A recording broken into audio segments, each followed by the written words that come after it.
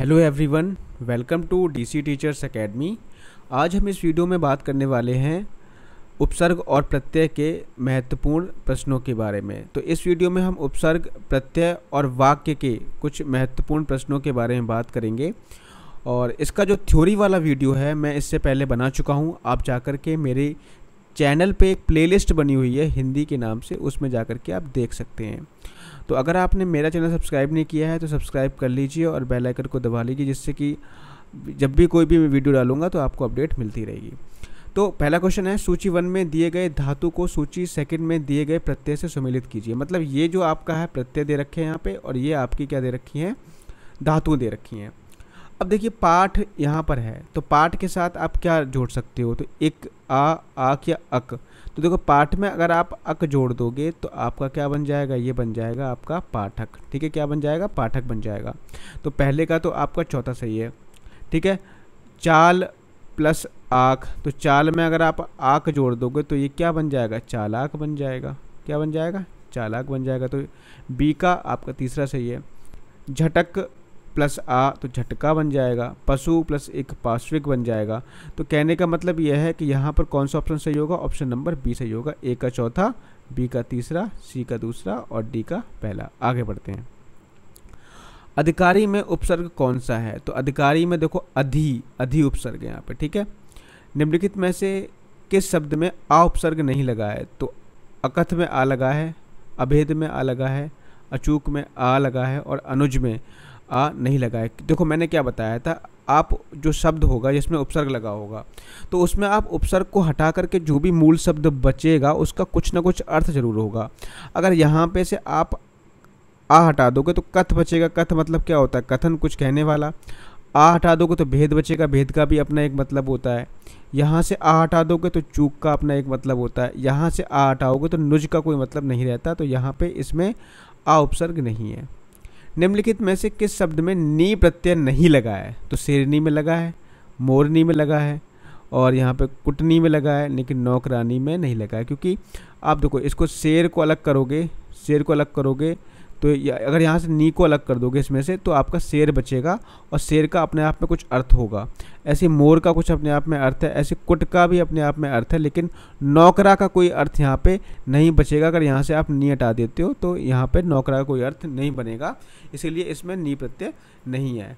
ठीक है, उपसर्ग और प्रत्यय वो होते हैं अगर उनका आप अर्थ हटा दोगे, मतलब उन शब्द अगर उपसर्ग और प्रत्ययों को आप हटा दोगे तो जो मूल शब्द बचेगा उसका अपना एक अर्थ होगा।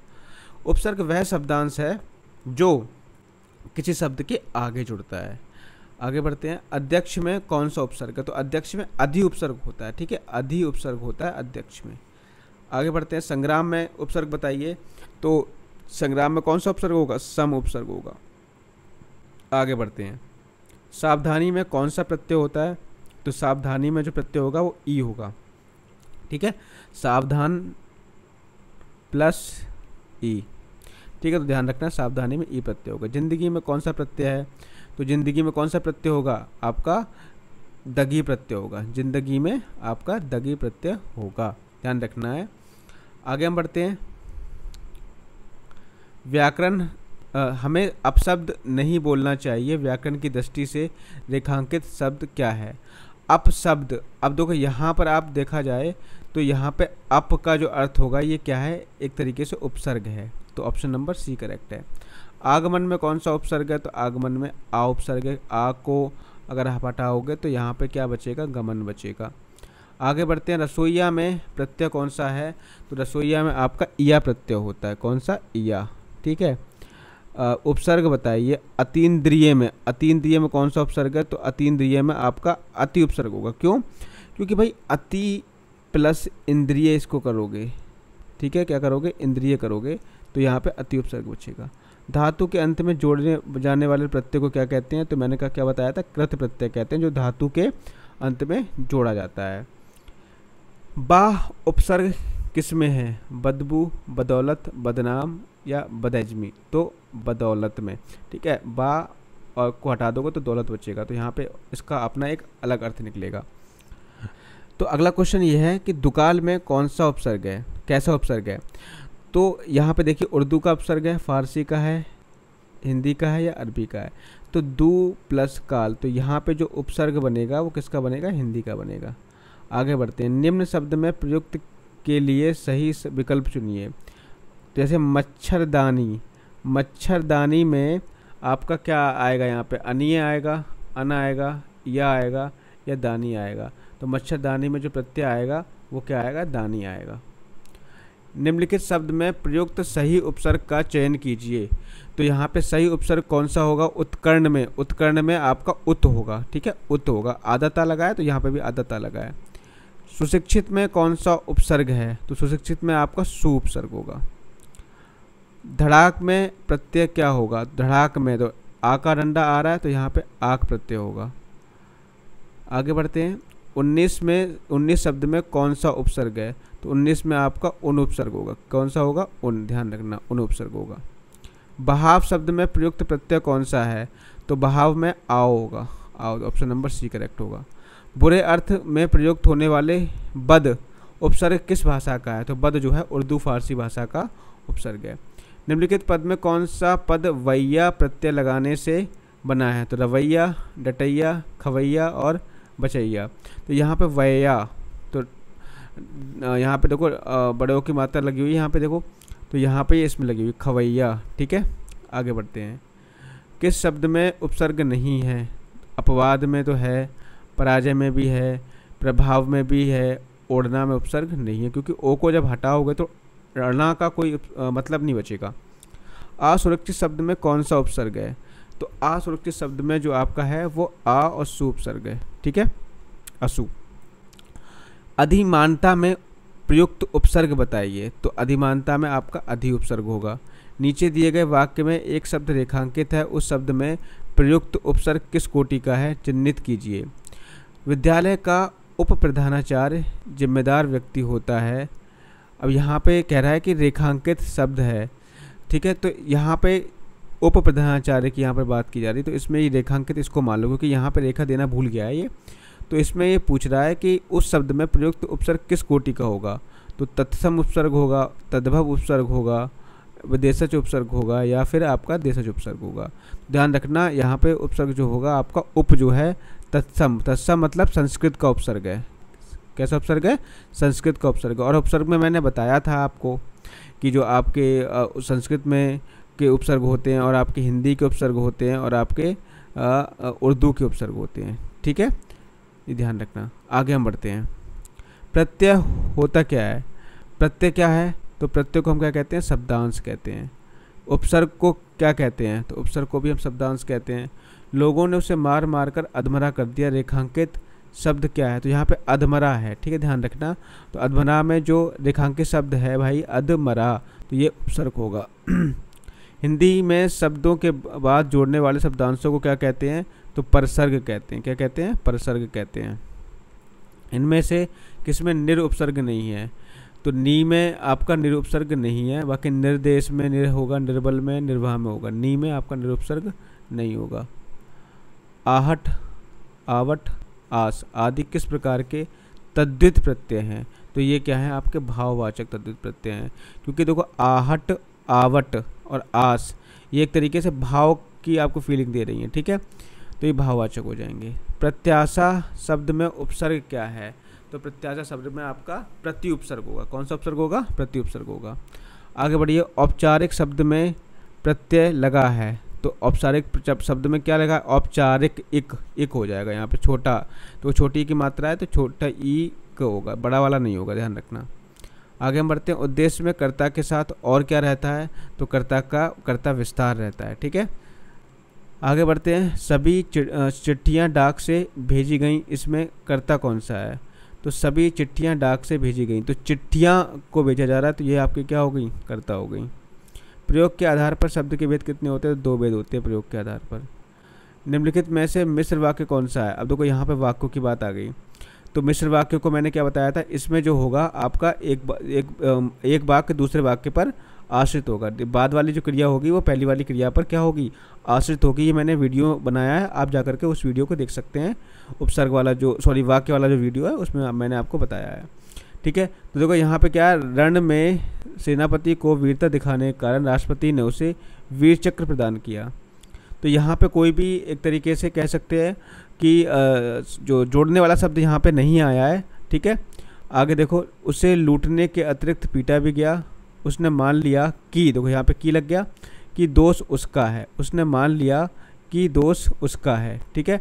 और मेरा मित्र आया और हम दोनों सैर करने चल पड़े, तो यहाँ पे और है तो ये तो संयुक्त वाक्य हो जाएगा, दोनों में अलग अलग आपकी क्रियाएं हो गई, ठीक है। उसने मान लिया कि दोष उसका, तो यहाँ पे देखो एक तो ये आपका उपवाक्य ये बना और एक ये आपका उपवाक्य बना, तो दोनों को जोड़ा गया है किससे, एक संयोजक जो आपका वो चिन्ह होते हैं, संयोजक जो शब्द होते हैं उनसे जोड़ा गया है। तो कि यहाँ पे जोड़ा गया है तो ध्यान रखना, तो उसने मान लिया कि उसका दोष है, ठीक है। आगे बढ़ते हैं, तो ये आपका आंसर राइट हो जाएगा। बच्चे खेल रहे हैं, अर्थ के आधार पर वाक्य का प्रकार बताइए। बच्चे खेल रहे हैं, अर्थ के आधार पर वाक्य का प्रकार बताइए। तो मैंने क्या बताया था, प्रश्नवाचक तो इसमें कोई चीज़ है नहीं, निषेधात्मक नहीं भी नहीं आ रहा है, तो ये भी ऑप्शन नहीं हो सकता, ये भी नहीं हो सकता। आज्ञावाचक, कोई आज्ञा दी जा रही है, नहीं। तो बस किसी कार्य का जिसमें होना पाया जाता है, बच्चे खेल रहे हैं यानी कोई कार्य हो रहा है, इसका मतलब ये क्या है, विधानवाचक वाक्य हो जाएगा। जिस वाक्य में इसलिए, क्यों, और, क्योंकि, लेकिन, परंतु आदि समुच्चयबोधक शब्द जुड़ते हैं उस वाक्य को हम क्या कहते हैं, तो संयुक्त वाक्य कहते हैं। तो इसमें क्या होगा आपका, इसलिए जुड़ेगा, और होगा, क्योंकि, लेकिन, परंतु आदि जो समुच्चयबोधक शब्द जुड़ते हैं उस वाक्य को हम संयुक्त वाक्य कहते हैं। निम्नलिखित में से कौन सा मिश्र वाक्य है। विद्वान सब जगह पूजा जाता है, तो ये आपका एक तरीके से साधारण वाक्य हो गया। अच्छा लड़का माता पिता की आज्ञा मानता है, तो इसके बाद वह पुस्तक राम की थी, जब सवेरा हुआ हम लोग बाहर गए। तो यह मतलब ये क्या है, बाद वाली क्रिया जो है पहली वाली क्रिया पर डिपेंड हो रही है। देखो हम बाहर कब गए, जब सवेरा हुआ, तो ऑप्शन नंबर डी ही करेक्ट होगा, यही हमारा क्या होगा, मिश्रित वाक्य होगा। आगे बढ़ते हैं। एक ही विधेय हो, जिसमें एक ही विधेय हो, तो वो क्या कहलाता है, सरल वाक्य कहलाता है। मिश्र वाक्य क्या है, उसने अपना घर लुटा दिया, सूरज उगने पर कुहासा फट गया, उसके पास जो कुछ था वह खो गया और उसका सब कुछ खो गया। तो ऑप्शन नंबर सी यहाँ पे करेक्ट होगा। मैंने क्या बताया कि भाई यहाँ पर होता क्या है एक्चुअली में, कि जो बाद वाली जो क्रिया होती है वो पहली वाली क्रिया पर डिपेंड करती है। तो उसके पास जो कुछ था वह खो गया, पहले तो उसके पास कुछ हुआ होगा तभी तो खोया होगा उसने, तो ऑप्शन नंबर सी हो जाएगा। मुझे बताओ कि तुम्हारा जन्म कब और कहाँ हुआ था, वाक्य का भेद बताइए। कब और कहाँ हुआ था, तो यहाँ पे जो और से जोड़ करके इसको आप संयुक्त वाक्य बिल्कुल मत कर देना, ठीक है। तो ये नॉर्मली क्या है आपका मिश्र वाक्य है, ठीक है, मिश्र वाक्य है। मुझे बताओ, क्योंकि यहाँ पे की लग गया यहाँ पे, इसलिए ये आपका अलग हो गया और ये तुम्हारा जन्म कब और कहाँ हुआ ये अलग हो गया, ठीक है, मिश्र वाक्य हो जाएगा। तुम कहाँ जा रहे हो, वाक्य का प्रकार स्पष्ट कीजिए। तुम कहाँ जा रहे हो, तो ऑब्वियसली बात है यहाँ पे प्रश्नवाचक वाक्य है, क्योंकि प्रश्नवाचक चिन्ह लगा हुआ है। जिस वाक्य में साधारण और मिश्र वाक्य का मेल संयोजक अव्यय द्वारा होता है उसे हम क्या कहते हैं। जिस वाक्य में साधारण और मिश्र वाक्य का मेल संयोजक अव्यय द्वारा होता है तो उसको हम संयुक्त वाक्य कहते हैं, ठीक है, संयुक्त वाक्य कहते हैं, ध्यान रखना। आगे बढ़ते हैं। स्त्रीलिंग शब्द अलग कीजिए। तो हुलास, हरकत, हमला, हवाला। तो यहाँ पे हरकत से ही देख लो, एक तरीके से स्त्री वाली फीलिंग आ रही है हरकत से, ठीक है। तो यहाँ पे हरकत क्या होगा, राइट आंसर होगा। वह दंड से बचना चाहता था इसलिए भाग गया, यह एक संयुक्त वाक्य है। इसका सरल रूप क्या होगा। वह दंड से बचना चाहता था लेकिन वह भाग गया, यह एक संयुक्त वाक्य है, ठीक है। इसका सरल रूप क्या होगा, क्योंकि वह दंड से बचना चाहता था इसलिए भाग गया, तो इसलिए लग गया, तो ये तो एक सरल रूप है ही नहीं। दंड से बचने के लिए भाग गया, ये सही हो सकता है। वह भाग गया क्योंकि यहाँ पे लग गया, तो समुच्चयबोधक शब्द लग गया। यहाँ पर भी क्योंकि लग गया, तो ये भी आपका समुच्चयबोधक शब्द है, और इसलिए भी क्या है, ये एक समुच्चयबोधक शब्द। तो ये तीन तो आपके सरल हो ही नहीं सकते, सरल जो आपका होगा यही होगा, दंड से बचने के लिए वह भाग गया। निम्नलिखित वाक्यों में अशुद्ध वाक्यों को पहचानिए। श्रीमती गांधी भारत की प्रधानमंत्री थी, मेरे ऊपर कृपा करें, मेरे घर के सामने पाठशाला है और वहाँ भारी भीड़ थी। तो यहाँ पे देखो अशुद्ध वाक्य पहचानना। श्रीमती गांधी भारत की प्रधानमंत्री थी, मेरे ऊपर कृपा करें, या मेरे घर के सामने पाठशाला है वहाँ भारी भीड़ थी। तो यहाँ पे जो आपका राइट आंसर होगा मेरे ऊपर कृपा करें। तो यहाँ पे कोई मेरे ऊपर कृपा करना एक तरीके से ये अशुद्ध होगा, यहाँ पे होगा मुझ पे कृपा करें। मेरे ऊपर कृपा करना यहाँ पे सही नहीं होता है। सुहावना, लिखाई व छलिया में निहित प्रत्यय के लिए सही विकल्प का चयन कीजिए। तो यहाँ पे सुहावना में कौन सा प्रत्यय होगा, आवना, और आपका लिखाई में आई प्रत्यय और छलिया में ईया प्रत्यय, ध्यान रखना। तो यहाँ पे क्या हो जाएगा, आवना आई और या। ठीक है, आगे बढ़ते हैं। अलमारी कौन सी भाषा का शब्द है? तो भाई पुर्तगाली भाषा का शब्द है, काफ़ी बार पूछा जा चुका है ये। आगे बढ़ते हैं। वाक्यों का वर्गीकरण कितने आधारों पर किया जाता है? तो 2 आधारों पर कर सकते हो, एक तो अर्थ के आधार पर, दूसरा रचना के आधार पर। आगे बढ़ते हैं। वे वाक्य सरल वाक्य कहलाते हैं जिसमें एक से अधिक प्रधान उपवाक्य हो, एक साधारण और दूसरा आश्रित उपवाक्य हो, एक ही उद्देश्य और एक ही विधेय हो। तो ऑब्वियस सी बात है, सरल वाक्य वो होते हैं जिसमें एक ही उद्देश्य और एक ही विधेय होता है। दुरात्मा में कौन सा उपसर्ग है? तो दुर, देखो दुर आधारा प्लस आत्मा बनेगा ये। ठीक है, आगे बढ़ते हैं। निम्नलिखित में कौन सा वाक्य संयुक्त वाक्य है? कौन सा वाक्य आपका संयुक्त वाक्य है? तो मैंने क्या बताया था, इसमें 2 उपवाक्य होंगे और इसमें एक आश्रित उपवाक्य भी होगा, मतलब 2 क्रियाएं होंगी, बाद वाली क्रिया पहली वाली क्रिया पर निर्भर करेगी। तो मैंने लड़के को बुलाया। ठीक है, तो ये सिंपल हो गया, ये तो संयुक्त वाक्य हो नहीं सकता। उन्हें ना नींद आती थी ना भूख प्यास लगती थी, आपको ऐसा ना कहना चाहिए था और वहाँ जाना अच्छा नहीं है। तो यहाँ पे देख सकते हो, ये भी आपका सरल वाक्य हो जाएगा, ये भी आपका सरल वाक्य हो जाएगा, ये भी हो जाएगा। तो ऑब्वियस सी बात है, एक ही ऑप्शन बचा, उसे ना नींद आती थी ना भूख प्यास लगती, तो यही क्या होगा आपका संयुक्त वाक्य हो जाएगा। ठीक है, क्योंकि यहाँ पे 2 अलग अलग होंगे। ठीक, तो यहाँ पे संयुक्त वाक्य में क्या होता है, यहाँ पे बीच में एक समुच्चयबोधक शब्द लगा होगा। दोनों वाक्य जो होंगे एक दूसरे पे आश्रित नहीं होंगे, ध्यान रखना। सॉरी, मैंने यहाँ पे आश्रित बोल दिया था। वो आपका किस में होता है? वो आपका मिश्रित वाक्य में होता है। मिश्रित वाक्य में जो 2 उपवाक्य होंगे और उन दोनों में एक ना एक दूसरे पे क्या होगा? आश्रित होगा। ठीक है, आगे बढ़ते हैं। अधिकार में उपसर्ग कौन सा है? तो अधि उपसर्ग है। धार्मिक में प्रत्यय कौन सा है? तो एक प्रत्यय है। आपका भविष्य उज्ज्वल हो, अर्थ की दृष्टि से वाक्य भेद बताइए। आपका भविष्य उज्ज्वल हो, तो ये क्या है? इच्छावाचक, इसमें इच्छा व्यक्त की जा रही है। प्रतिध्वनि में कौन सा उपसर्ग होगा? तो प्रति उपसर्ग होगा, ऑब्वियस सी बात है।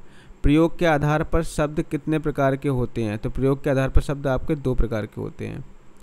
रचना के आधार पर वाक्य कितने प्रकार के होते हैं? तो रचना के आधार पर वाक्य 2 प्रकार के पाए जाते हैं। ठीक है, आगे बढ़ते हैं। अर्थ के अनुसार क्रिया विशेषण कितने प्रकार का होता है? तो 4 प्रकार का होता है। आगे बढ़ें। निम्नलिखित में से कौन सा संकेत वाचक वाक्य है? यदि वर्षा अच्छी हुई तो फसल अच्छी होगी। क्या इस बार अच्छी वर्षा होगी? फसल अच्छी हो तो अच्छा है, वह क्या अच्छी फसल है? तो संकेत क्या दे रहा है कि यदि वर्षा अच्छी हुई तो फसल भी अच्छी होगी। तो यहाँ पे एक संकेत मिल रहा है कि अगर वर्षा अच्छी होती है तो फसल भी कैसी होगी? अच्छी होगी। तो ऑप्शन नंबर ए करेक्ट हो जाएगा। समाचार में उपसर्ग क्या है? तो समाचार में आपका सत उपसर्ग होता है। कौन सा? सॉरी, सदाचार में कौन सा उपसर्ग होता है? सदाचार में आपका सत उपसर्ग होता है। ठीक है, ध्यान रखना। अत्युक्ति में उपसर्ग है, अत्युक्ति में आपका अति उपसर्ग होगा। जहाँ पे आ के बाद आधा ता लगाओ ना, तो वहाँ पे आप अति उपसर्ग कर दिया करो। समादर व संरक्षण में उपसर्ग कौन सा है? तो आपका सम उपसर्ग होता है। प्रत्युपकार, प्रतिदिन, प्रत्युपदेश में कौन उपसर्ग निहित है? तो आपका प्रत्युपकार, प्रतिदिन और प्रत्युपदेश में प्रत्युपसर्ग निहित है। अध्यक्ष व अधिष्ठाता में उपसर्ग कौन सा है? तो अधि उपसर्ग है। निम्नलिखित शब्दों में उपसर्ग पहचानिए। अभ्यास, अभिमुख और अभियान। तो इसमें कौन सा उपसर्ग होगा? आपका अभि होगा। नी, परि, उन उपसर्ग से संबंधित शब्द पहचानिए। तो आपका निबंध, परिजन और 29। अति उपसर्ग का अर्थ क्या है? बहुत अधिक। अति का मतलब होता है कि अधिक, बाहुल्य। निम्नलिखित में कौन सा शब्द अरबी फारसी उपसर्ग युक्त नहीं है?